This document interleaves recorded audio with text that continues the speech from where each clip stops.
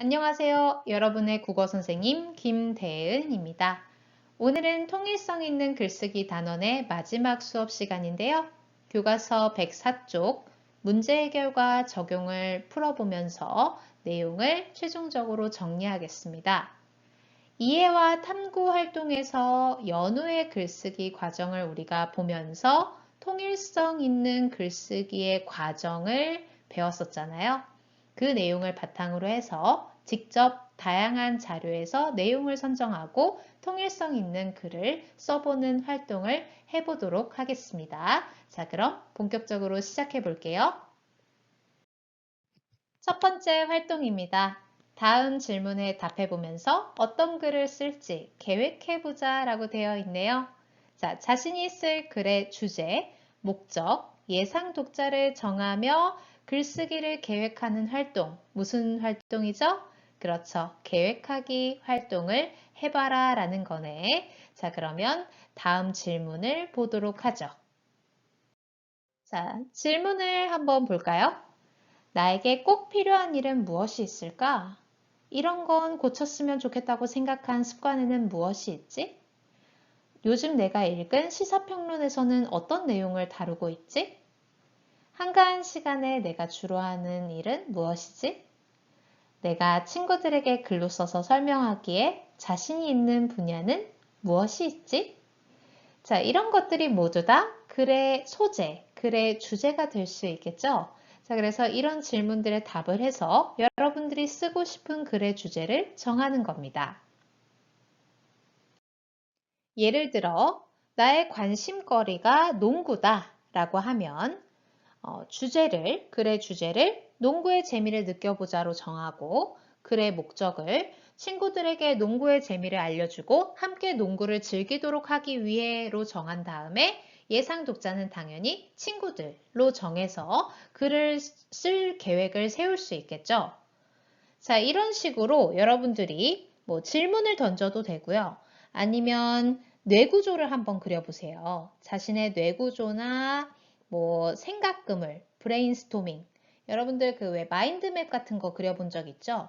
그래서 그런 식으로 자신의 관심사나 평소 자주 생각하는 것들을 한번 이렇게 이어서 그림으로 표현도 해보고 글로도 써보고 하면서 글의 주제를 선택을 하면 되는 겁니다.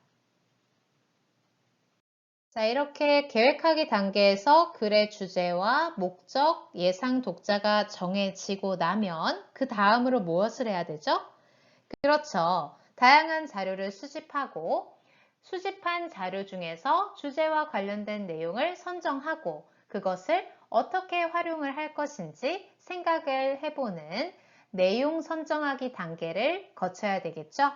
자, 책이나 잡지, 신문, 인터넷, 텔레비전, 방송 이런 데에서 다양한 매체에서 그 자료를 수집을 하되 뭘 고려하면서 내용을 선정해야 된다? 그렇죠. 주제와의 관련성, 통일성을 고려하면서 적절하게 그 자료들을 선별해야 됩니다. 가려내야 돼요.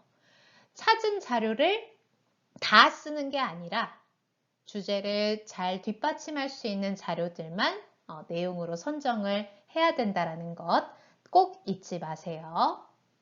자, 그러면 아까 선생님이 예로 보여줬던 거 농구의 재미를 주제로 글을 쓰기로 했었다면 어떤 자료들이 필요하겠습니까? 다음을 볼게요. 활동 1에서 정한 주제, 농구의 재미를 느껴보자 라고 정했으면 그 주제로 글을 쓰기 위해 다양한 자료를 이제 수집을 할 거잖아요. 다양한 매체에서 관련 내용을 찾아보고 통일성을 고려하여 필요한 내용을 선정하는 활동을 진행을 해야 하는데, 자, 이렇게 자료에서 내용을 선정을 할 때 그 앞에서 배운 요약하기 방법을 활용할 수도 있습니다. 글의 목적에 맞게 필요한 부분을 선택해서 중심 내용을 요약하면 통일성 있게 글을 쓰는데 도움을 받을 수 있다는 것 여러분들이 하나의 팁으로 챙겨가면 좋을 것 같아요. 또한 내용 선정을 할 때는 글의 객관성과 정확성을 위해서 자료의 출처도 꼭 함께 정리를 해 두는 것이 중요합니다. 내용을 선정하는 기준에서 우리가 4가지를 배웠었는데 그 중에 하나가 정확한 출처가 있는지, 신뢰할 만한지, 믿을 만한 자료인지도 내용 선정의 기준이 되는 것이었잖아요. 그래서 반드시 출처도 함께 정리를 해 두어야 합니다. 그리고 혹시 다른 사람이 한 말을 내 글에 넣을 거다, 그대로 넣을 거다 하면은 반드시 인용한 것의 출처를 꼭 밝히는 것이 그게 글을 쓸 때, 다른 사람이 한 말을 옮겨 쓸 때에는 반드시 출처를 밝히는 것이 이것이 쓰기 윤리라고 해서 글을 쓸 때 지켜야 하는 윤리입니다. 그것을 좀 기억을 해주세요. 자, 그러면 이 농구의 재미를 느껴보자 라는 주제로 글을 쓸 때 필요한 자료, 뒷받침할 수 있는, 이 주제를 뒷받침할 수 있는 자료로는 어떤 걸 활용할 수 있을까요? 일단 먼저 농구가 어떤 스포츠인지를 좀 소개를 해줘야 되겠죠.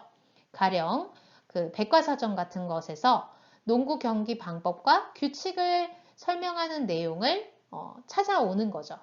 수집을 하는 거지. 그래서 농구가 어떤 스포츠인지를 설명할 때 활용하는 것으로 자료를 넣을 수 있겠죠. 또 이제 농구가 재미있다라는 거를 그리고 다른 스포츠에 비해서 좀 더 쉽게 접할 수 있다라는 것을 좀 강조해 주면은 주제가 훨씬 더 살겠죠. 농구의 재미를 느끼는 방법이 그렇게 어렵지 않고 쉽게 접할 수 있는 스포츠다라는 것을 강조하는, 다른 스포츠보다 어떤 장점이 있는지 이런 것들을 자료로 제시해도 또 주제를 잘 뒷받침할 수 있을 겁니다. 그래서 가령 스포츠 기사나 이런 데에서 농구와 다른 스포츠를 비교하는 내용, 농구에서 얻을 수 있는 재미 이런 것들을 적은 기사 이런 것들을 가지고 와서 제시를 해도 좋겠죠. 활용할 수 있는 자료의 예는 굉장히 많습니다. 독자의 흥미를 끌만한 통계 자료를 가지고 와도 되고, 최근에 있었던 실제 사례, 이거는 이제 주로 앞에 처음 부분, 글을 처음 시작할 때 이런 최근 사례를 제시하면서 시작하면 독자들의 관심을 끌 수 있을 거예요. 그리고 또 자신이 잘 모르던 개념에 관한 설명 자료 또는 그림이나 사진, 도표 이런 것들을 한눈에 보기 좋게 적절하게 잘 배치하면 글의 내용과 글의 주제를 드러내는데 훨씬 도움을 받을 수 있겠죠. 단, 자료를 활용할 때에는 글의 객관성과 정확성을 위해 자료의 출처를 정확하게 밝혀야 한다는 것, 그것은 여러분들이 꼭 기억을 해줘야 합니다. 내용 선정하기가 끝나면 선정한 내용을 바탕으로 하여 글의 각 부분에 들어갈 내용을 조직하고 개요를 작성하는 내용 조직하기 활동에 들어갑니다. 자, 이때 이 자기가 쓸 글의 종류에 따라서 글의 구조를 좀 다르게 가져가야 하는데요. 가령 설명하는 글을 내가 쓸 거다. 어떤 대상에 대해서 설명하는 글을 쓸 때에는 처음 부분에 설명하는 대상을 소개하는 내용이 좀 들어가 주면 좋고, 그 중간 부분에는 그 대상을 구체적으로 설명하고 마지막 끝 부분에서 요약을 해주면 글의 주제가 설명하고자 하는 내용이 설명하고자 하는 주제가 명확하게 드러나는 글의 구조를 갖출 수 있고요.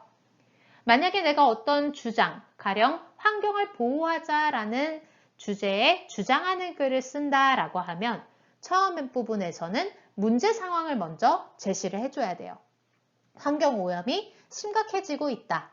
이런 식의 문제 상황을 하나 제시해 주면서 시작을 하면 독자들이 관심을 가지겠죠. 자, 그 다음에 중간 부분에서는 이제 원인과 해결 방안을 제시를 해줘야 되겠죠. 그 다음에 끝부분에서는 다시 한번 내가 주장하는 것을 요약해서 제시하면서 그 주장을 강조하는 용도로 한번 요약해 주는 것까지 하면 이 글의 주제가 또 잘 전달이 되는 글의 구조를 갖출 수 있게 되는 겁니다. 자, 그러면 아까 선생님이 정한 그 주제, 농구의 재미를 느껴보자 라는 글은 뭐 주장보다는 농구에 대한 농구의 매력 포인트를 설명하는 글로 보는 게 더 낫겠죠. 그래서 그 글의 구조를 일단 처음, 중간, 끝으로 나눠서 이제 그 적절하게 내용을 배치하면 될 겁니다. 자, 그 배치한 결과를 다음 페이지에 확인을 시켜 드릴게요. 선생님이 정한 주제는 농구의 재미를 느껴보자였죠. 자, 그러면 이 주제를 잘 드러내기 위해서 처음 부분의 시작을 어떻게 하면 좋을까요? 선생님은 청소년들에게는 활동적인 것이 필요하다. 너무 앉아서 공부만 하거나 게임만 하거나 뭐 음악 감상만 한다거나 너무 정적이다. 잘 안 움직이는 청소년들이 너무 많은데 몸의 건강과 마음의 건강을 챙기기 위해서는 뭔가 몸을 좀 역동적으로 움직이는 활동적인 것이 필요하다. 그래서 농구가 좋다. 농구가 제격이다. 뭐 이런 식으로 좀 시작을 하면 어떨까 싶습니다. 자, 그래서 중간 부분에서는 이 농구에 대한 설명을 좀 하려고 하는데요. 일단 농구의 특징. 첫 번째, 농구는 손쉽게 할 수 있다. 그리고 농구에서 개인의 역할을 잘 해냈을 때 그 만족감이 엄청 크다. 이런 거는 이제 농구의 장점이겠죠. 그리고 또 다른 사람들과 협력하면서 얻는 즐거움이 있는 스포츠다. 이런 식의 그 농구의 게임 방식도 약간 설명을 섞어가면서 쉽게 할 수 있고 또 개인의 역할을 잘 해냈을 때 뿌듯함, 다른 사람과의 협동심을 기를 수 있다라는 이런 장점, 이런 것들을 좀 중간 부분에 내용을 넣으려고 합니다. 그래서 마지막 부분에서는 다시 한번 주제를 강조하면 되겠죠. 농구의 재미를 느껴보기를 추천한다. 이런 식으로 해서 글을 마무리하면 네, 제가 목표로 하고 있는 이 주제, 농구의 재미를 느껴봅시다 라는 이 주제를 충분히 잘 드러낼 수 있는 한 편의 글이 나올 것 같아요. 자, 이제 내용 조직하기를 얼추 완성을 했는데 이때 잊지 말아야 되는 것, 글의 통일성을 고려해서 글의 내용에 알맞게 조직되어 있는지를 한 번 더 살펴봐야죠. 그렇게 해서 만약에 불필요한 내용이 들어갔다거나 하면 떼고 좀 더 추가하고 싶은 내용이 있으면 더하고 하는 과정을 통해서 이제 개요를 작성을 해야 한다라는 것 기억을 해주세요. 자, 그러고 나서 뭐 해야 됩니까? 그렇죠. 이제 계획한 내용과 개요를 바탕으로 해서 진짜로 글을 써봐야 되겠죠? 글을 써야 되겠지. 자, 그런데 여러분들이 이제 글을 딱 쓰려고 표현하기 단계로 갔는데 뭔가 조금 그 구조가 마음에 안 들어. 그리고 순서를 좀 바꾸고 싶어. 아니면 아예 주제를 좀 바꿔야 되겠어. 뭐 이런 생각이 들 수도 있잖아요. 그럼 앞에 단계로 어떻게 하면 돼요? 다시 돌아가면 돼요. 표현하기 단계까지 왔다고 해서 무조건 이제 그 글만 써야 된다는 게 아니잖아. 얼마든지 다시 앞 단계로 돌아가서 수정하고 또 바꿀 수도 있습니다. 그래서 이 글쓰기의 과정은요. 물론 이제 1단계, 2단계, 3단계, 5단계 해가지고 그 고쳐쓰기, 계획하기 단계서부터 고쳐쓰기 단계까지 순서대로 진행이 되긴 하지만 뭐 다시 돌아가서 얼마든지 바꿀 수도 있고 뒤집을 수도 있다라는 것. 그래서 이제 획기적인 과정이다라고 하는데 얼마든지 그 앞 단계로 그 전 단계로 다시 돌아가서 바꿀 수 있다라는 것을 여러분들이 좀 기억하고 글쓰기의 부담을 좀 낮춰도 돼요. 한 번에 막 쭉 가는 게 아니야. 한 번에 완벽하게 갈 수가 없어요. 글쓰기라는 게 워낙에 그 어려운 과정이기 때문에 여러 번의 수정 과정과 또 다시 앞에로 갔다가 뒤로 갔다가 왔다 갔다 하는 그런 과정들이 있어야 돼요. 그래서 그런 부담은 좀 없어도 된다라는 것을 기억해 주세요. 자, 이제 정말로 표현하기 단계를 해보겠습니다. 주제가 잘 드러나도록 통일성 있게 글을 써봐야 되겠죠? 자, 그래서 그 쓴 내용을 선생님이 한번 보여드릴게요. 이거는 뭐 필기해라 이런 게 아니고요. 이런 식으로 쓰면 된다라는 걸 보여주는 샘플이니까 그냥 한번 같이 읽어봅시다. 제목, 농구의 재미. 요즘 청소년들의 취미 중 가장 많은 것은 아마도 게임이나 음악 감상일 것이다. 게임이나 음악 감상은 혼자서도 할 수 있지만 몸과 마음의 건강과 즐거움을 얻으려면 활동적인 것이 필요하다. 그래서 농구의 재미를 소개하고자 한다. 농구는 5명씩으로 이루어진 두 팀이 공을 패스하거나 드리블을 하여 상대방의 골대에 던져 넣어 득점을 겨루는 구기 종목이다. 정식으로 하자면 반드시 5대5로 인원이 필요하지만 길거리 농구는 2대2나 3대3으로도 할 수도 있다. 또 골대와 공만 있으면 다른 기구가 필요하지 않아 간단하다. 농구는 인원이 적은 종목이라 그만큼 개개인의 역할이 중요하다. 키가 큰 사람은 골 밑에서 리바운드와 몸싸움, 골밑슛을 맡고 키가 작은 사람은 드리블 돌파와 패스, 먼거리 슛을 맡기도 한다. 역할을 잘 해냈을 때 느끼는 뿌듯함은 무엇과도 비할 수 없다. 빠른 드리블로 상대를 제치고 슛을 했을 때는 보는 이마저 짜릿해진다. 농구는 처음 보는 사람들과도 팀을 이루어 함께 즐길 수 있다. 길거리 농구에서는 그런 상황이 매우 일반적이다. 그러면서 다양한 사람들과 어울리는 재미를 느낄 수도 있다. 농구 경기를 하는 과정에서 협력이 꼭 필요하므로 다른 사람을 배려하고 자신도 배려를 받으면서 더욱 즐겁게 할 수 있다. 농구는 다른 스포츠와 비교하여 손쉽게 할 수 있고 자신의 역할을 훌륭하게 해냈을 때 만족감을 느낄 수 있으며 다양한 사람들과 어울리며 협력하는 과정에서 즐거움도 느낄 수 있다. 많은 청소년이 농구의 재미를 느껴보기를 적극적으로 추천한다. 자, 지금 선생님이 샘플로 쓴 글을 한번 읽어줬는데요. 어땠나요? 주제가 명확하게 잘 드러났었나요? 자, 이렇게 선생님이 완성한 글을 여러분들한테 읽어줬는데 여러분들도 한 편의 글을 완성을 하고 나서 고쳐쓰기를 해야 된다고 했었잖아요. 그 고쳐쓰기를 할 때 내가 쓴 글을 내가 보면 어디가 부족한지 잘 모를 때가 있어요. 객관적으로 보기가 좀 어려울 수가 있어요. 그럴 때 여러분들이 친구들에게 자신이 쓴 글을 보여주면서 한번 평가 기준에 맞춰서 너가 평가를 해주겠니? 평가 기준에 따라서 점검해 줘볼래? 라고 부탁을 하고 그 점검한 결과를 바탕으로 필요한 부분을 고쳐 쓰고 통일성 있는 글이 되도록 고쳐 쓰기 과정을 거치면 훨씬 더 완성도가 높아지겠죠?